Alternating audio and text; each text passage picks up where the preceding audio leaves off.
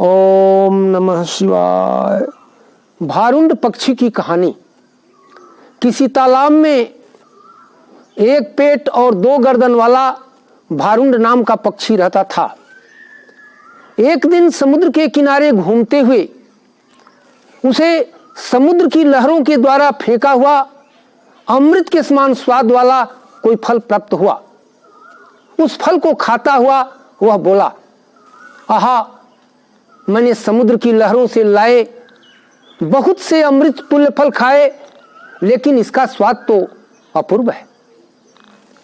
इस प्रकार उसके बोलने पर दूसरे मुख ने कहा, हे, यदि ऐसी बात है तो मुझे भी थोड़ा सा दो, जिससे मैं भी जिह्वा का सुख प्राप्त कर सकूं। उसके बाद हंसकर पहले मुख ने कहा, हम दोनों के तो पेट एक ही है, तृप्ति भी एक ही होती है, फिर अलग अलग खाने से क्या लाभ।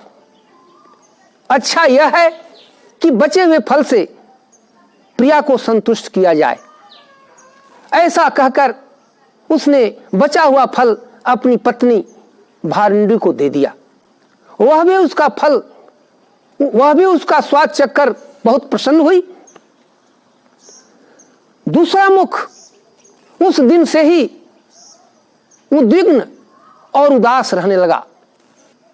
बाद में किसी दूसरे दिन दूसरे मुख को विषफल प्राप्त हुआ। उसे देखकर दूसरे मुख ने कहा, रे निर्दय, नीच, किसी को कुछ नहीं समझने वाला, मैंने विषफल पाया है, उसे तुम्हारे अपमान के कारण खा जाता हूं। दूसरे ने कहा, मूर्ख, ऐसा मत कर, ऐसा करने से हम दोनों का ही विनाश होगा।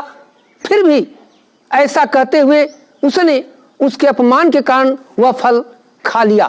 बहुत क्या कहना, दोनों ही नष्ट हो गए, अर्थात दोनों ही मर गए। इस कथा से क्या शिक्षा मिलती है?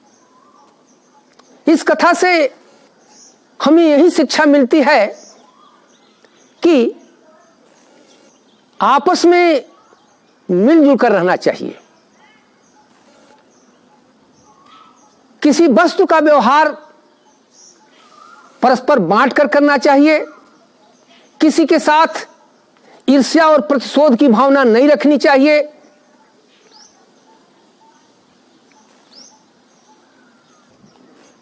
बिना विचारे अत्यंत शीघ्रता में कोई काम नहीं करना चाहिए।